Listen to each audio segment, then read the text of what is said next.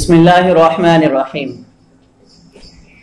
گزشتہ مجلس میں ہم نے بتلایا تھا کہ دجال ساری دنیا میں جائے گا، دنیا کے کونے کونے میں پہنچے گا، لیکن مکہ مکرمہ اور مدینہ منورہ میں داخل نہیں ہو سکے گا۔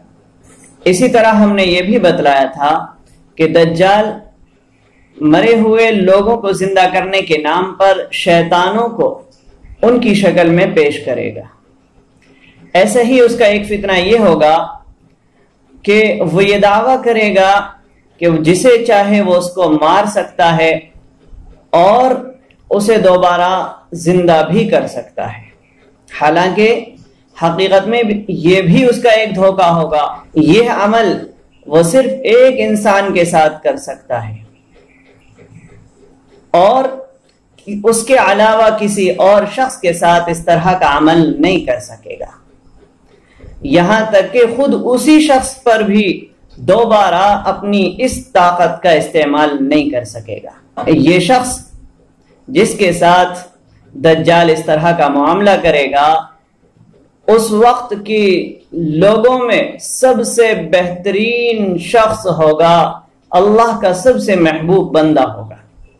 چنانچہ حدیث شریف میں ہے، عن ابی سعید الخدری رضی اللہ عنہ قال قال رسول اللہ صلی اللہ علیہ وسلم یأتی الدجال وهو محرم علیہ ان يدخل نقاب المدینة فینزل بعض السباخ التي تلی المدینة فيخرج إليه رجل وهو خير الناس أو قال من خيار الناس فيقول أشهد أنك الدجال الذي حدثنا رسول الله صلى الله عليه وسلم حديثه فيقول الدجال أرأيتم إن قتلت هذا ثم أحييته هل تشكون في الأمر فيقولون لا فيقتله ثم يحييه ويقول والله ما كنت فيك أشد بصيرة مني اليوم فيريد الدجال أن يقتله فلا يسلط عليه متفق عليه۔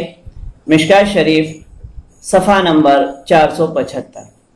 اس حدیث مبارکہ کا خلاصہ یہ ہے کہ جب دجال کو فرشتے مدینہ منورہ میں داخل ہونے سے روک دیں گے تو وہ مدینے کے باہر پڑاؤ ڈالے ہوئے ہوگا، تبھی اس کی طرف اس وقت کے لوگوں میں سے سب سے بہترین شخص یا اس وقت کے سب سے بہترین لوگوں میں سے ایک شخص نکل کر آئے گا اور دجال سے کہے گا کہ میں گواہی دیتا ہوں کہ تو ہی وہ دجال ہے جس کی ہمیں رسول اللہ صلی اللہ علیہ وسلم نے خبر دی ہے۔ تو دجال لوگوں سے کہے گا کہ اگر میں نے اس کو قتل کر کے دوبارہ زندہ کر دیا تو کیا پھر بھی تم میرے بارے میں شک کرو گے؟ تو لوگ کہیں گے کہ نہیں۔ تو دجال اس ایمان والے کو قتل کر دے گا اور اس کے 2 ٹکڑے کر دے گا، دونوں ٹکڑے ایک دوسرے سے کافی دوری پر ہوں گے۔ دجال ان دونوں کے درمیان چلے گا اور پھر انہیں حکم دے گا، انہیں جوڑ کر اس شخص کو دوبارہ زندہ کر دے گا، اور اب اس شخص سے کہے گا کہ اب تو مانتا ہے کہ میں تیرا رب ہوں؟ تو وہ شخص کہے گا کہ اب تو مجھے پہلے سے زیادہ یقین ہو گیا اور اب تو میں پہلے سے زیادہ بصیرت پر ہوں کہ تو ہی دجال ہے۔ اس کے بعد دجال دوبارہ اسے قتل کرنا چاہے گا، لیکن ایسا نہیں کر سکے گا کیونکہ اللہ رب العزت نے اس کو اس کی طاقت نہیں دی۔ جب دجال دوبارہ اسے قتل کرنے سے عاجز آ جائے گا تو اسے وہ اپنی بناوٹی جہنم میں ڈال دے گا جو حقیقت میں جنت ہے۔ اس کے بعد دجال شام یعنی موجودہ سیریا، فلسطین اور اسرائیل کی طرف جائے گا، یہ سب مل کر شام بنتا ہے، تو شام کی طرف جائے گا۔ اسی دوران شام میں دمشق کی مشرقی جانب سفید مینار پر حضرت عیسیٰ علیہ السلام نازل ہوں گے۔ جب دجال کو حضرت عیسیٰ علیہ السلام کے نزول کی خبر ملے گی تو وہ اپنی جان بچا کر بھاگے گا، کیونکہ حضرت عیسیٰ علیہ السلام کے ہاتھوں ہی اس کی ہلاکت لکھی ہوئی ہے۔ حضرت عیسیٰ علیہ السلام کی سانس میں اللہ رب العزت نے ایسی قوت عطا فرمائی ہے، ایسی طاقت دی ہے کہ جس کسی کافر کو بھی حضرت عیسیٰ علی نبینا علیہ السلام کی سانس پہنچے گی وہ اسی وقت مر جائے گا۔ اور حضرت عیسیٰ علیہ السلام کی سانس وہاں تک پہنچے گی جہاں تک ان کی نگاہ پہنچے گی۔ تو دجال کو جب یہ پتا چلے گا کہ حضرت عیسیٰ علیہ نبینا علیہ السلام دنیا میں نازل ہو چکے ہیں تو وہ اپنی جان بچا کر بھاگے گا۔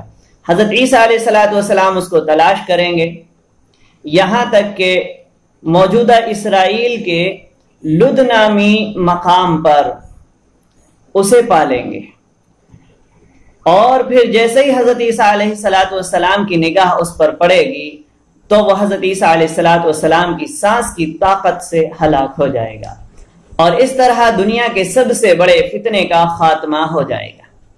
جیسا کہ حدیث شریف میں ہے، اذ بعث اللہ المسیح ابن مریم فینزل عند المنارة البیضاء شرقی دمشق بین محرودتین واضعا کفیہ علی اجنحة ملکین اذا طأطأ رأسه قطر وإذا رفعه تحدر منه مثل جمان كاللؤلؤ فلا يحل لكافر يجد من ريح نفسه إلا مات ونفسه ينتهي حتى ينتهي طرفه فيطلبه حتى يدركه بباب لد فيقتله۔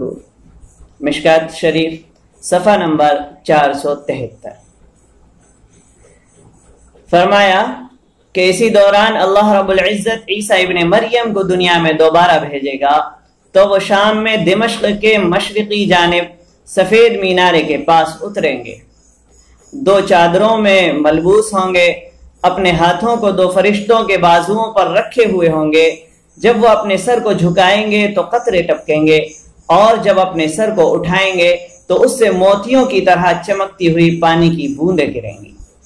کسی کافر کے لیے جو ان کی سانس کی خوشبو پائے گا، مرنے کے سوا کوئی چارہ نہیں ہوگا۔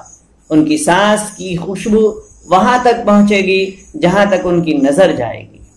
حضرت عیسیٰ علیہ السلام اسے ڈھونڈیں گے تو اسے لد کے دروازے پر پائیں گے اور اسے قتل کر دیں گے۔ دجال کا فتنہ دنیا کا سب سے بڑا فتنہ ہے۔ اس فتنے سے بچاؤ کے لیے رسول کریم صلی اللہ علیہ وسلم نے ایمان والوں کو سورہ کہف پڑھنے کی تاکید فرمائی ہے۔ ہر جمعے کے دن سورہ کہف پڑھنا چاہیے، کم سے کم اس کے شروع کی 10 آیتیں تو ہر ایمان والے کو پڑھتے رہنا چاہیے۔ اللہ تعالی ہم سب کی تمام شرور و فتن سے حفاظت فرمائے، آمین۔